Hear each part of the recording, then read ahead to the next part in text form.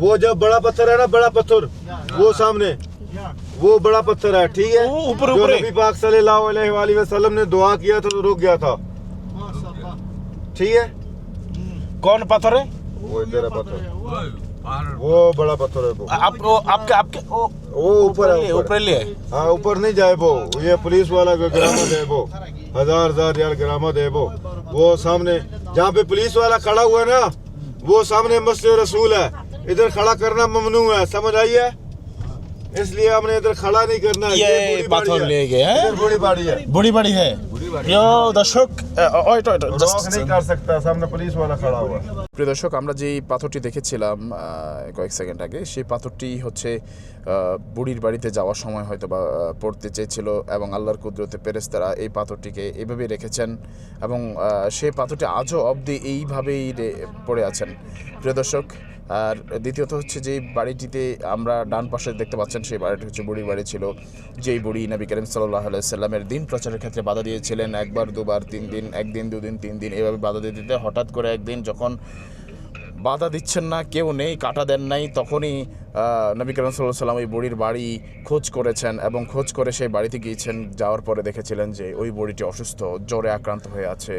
তখনই ওই বুড়িটি অসুস্থ মানে অসুস্থ অবস্থায় আছে। তখন নবী করিম সাল্লাল্লাহু আলাইহি সাল্লাম নিজেই সেই বুড়িটিকে সুস্থ করার জন্য সেবা যত্ন করেছিলেন। যথেষ্ট সেবা করার পরে যখন সুস্থ হয়েছেন, তখনই দেখতে পেলেন যে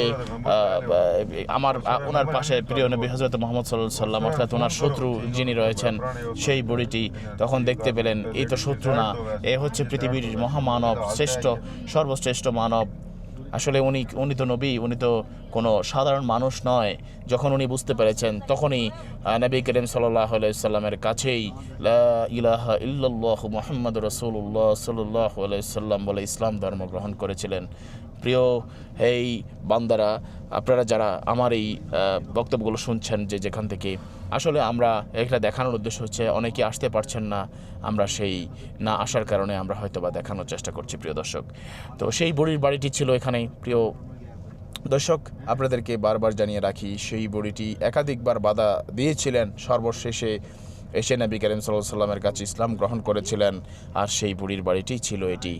আর সেখানে আমরা এখন যাচ্ছি আরও সামনের দিকে আপনাদেরকে নতুন কিছু দেখানোর জন্য। সবাই সাথেই থাকুন প্রিয় দর্শক, এবং নেক্সট ভিডিওগুলো দেখার জন্য সাবস্ক্রাইব করে সাথেই থাকুন। আসসালামু আলাইকুম। দেশ এবং দেশের বাইরে থেকে যেখান থেকে দেখছেন প্রিয় দর্শক, আপনাদের সামনে আমি আজকে যাচ্ছি তাইফের ময়দানে, অর্থাৎ তাইফের যে জায়গাগুলো রয়েছে, একটি বুড়ি যিনি ছিলেন প্রিয় নবী হযরত মুহাম্মদ সাল্লাল্লাহু আলাইহি সাল্লামকে বারবার বাধা দিয়েছিলেন, কাঁটা দিয়েছিলেন, যেই কাঁটা দিয়ে রাখতেন, এবং সেই বুড়ির বাড়িতে আমরা এই মুহূর্তে যাব।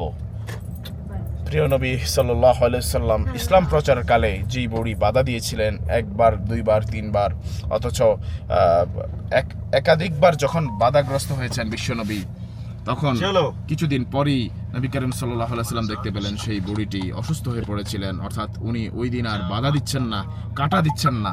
কাঁটা না দেওয়ার কারণে তখন ওই বুড়ি খোঁজে প্রিয় নবী হযরত মুহাম্মদ সাল্লাল্লাহু আলাইহি সাল্লাম ওনার বাসায় গিয়েছিলেন। বাসায় যাওয়ার পর সেই বুড়িটি দেখতে পেলেন যে অসুস্থ।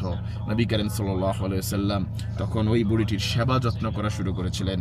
আর যখন সেবা করেছিলেন, সেবা করতে করতে বিশ্বনবী হযরত মুহাম্মদ সাল্লাল্লাহু আলাইহি সাল্লামকে যখন দেখেছেন, এমন একজন মানব জাতির দিশারি, মানব জাতির মুক্তির দূত, এমন একজন মানুষ যিনি আসলে শুধু মানুষ নয়, ইনিই হচ্ছেন শেষ নবী, ইনিই হচ্ছেন মুহাম্মদুর রাসূলুল্লাহ সাল্লাল্লাহু আলাইহি সাল্লাম।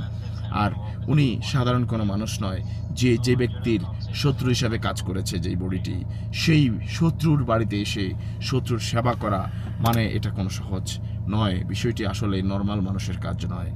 তখনই উনি ওই বুড়িটি বিশ্বনবী নবী মুহাম্মদ সাল্লাল্লাহু আলাইহি সাল্লামের হাতে ইসলাম ধর্ম গ্রহণ করেছিলেন। কালিমায়ে তাইয়্যিবা লা ইলাহা ইল্লাল্লাহ মুহাম্মাদুর রাসূলুল্লাহ সাল্লাল্লাহু আলাইহি সাল্লাম কালিমা পড়েছিলেন এবং ইসলাম ধর্ম গ্রহণ করেছিলেন। আর সেই বুড়িটির বাড়িতেই আমরা আজকে উপস্থিত হয়েছি। প্রিয় দর্শক, আমরা আজকে আপনাকে দেখানোর চেষ্টা করব সেই বুড়িটির বাড়ি।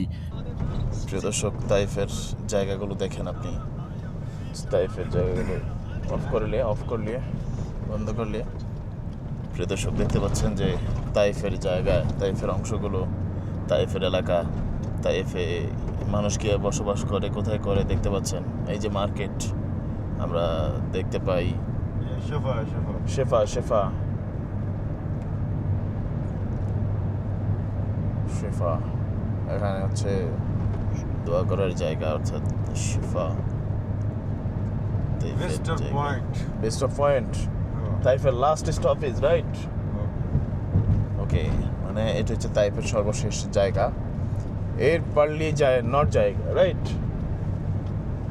মানে এটা হচ্ছে শেষ জায়গা, এখানের পরে আর কোনো জায়গা নাই যে গাড়ি আর যাবে না, হয়তো শেষ মাথা পর্যন্ত আমরা যাব তাইফের। প্রিয় দর্শক, আমরা সেখানে যাচ্ছি। এই যে দেখতে পাচ্ছেন তাইফ অঞ্চলটা কেমন। আপনারা অনেকেই জানতে চান যে তাইফের জায়গাগুলো আসলে কেমন।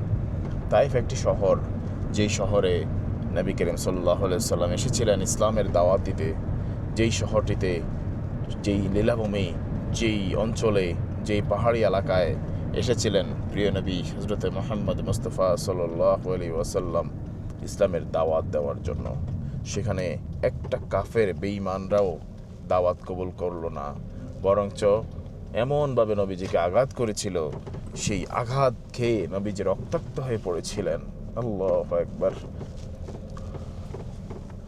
সেই এলাকাটিতে আমরা প্রবেশ করেছি প্রিয় দর্শক। এই মুহূর্তে দেখতে পাচ্ছেন আমরা উপরের দিকে প্রবেশ করছি। এমন একটি এলাকা, যে এলাকাতে তায়েফের খুব করুণ পরিস্থিতি। এখানে ওট রয়েছে, দেখতে পাচ্ছেন একাধিক ওট দাঁড়িয়ে আছে কিছু মানুষদেরকে পারাপার করার জন্য। টাকার বিনিময়ে তারা মানুষ পারাপার করে, অর্থাৎ এখান থেকে ওখানে একটু নিয়ে যায়। ওটে চড়লে এখানে আবার টাকা দিতে হয়, অর্থাৎ টাকার বিনিময়ে তারা ওটের পিঠে চড়ায়।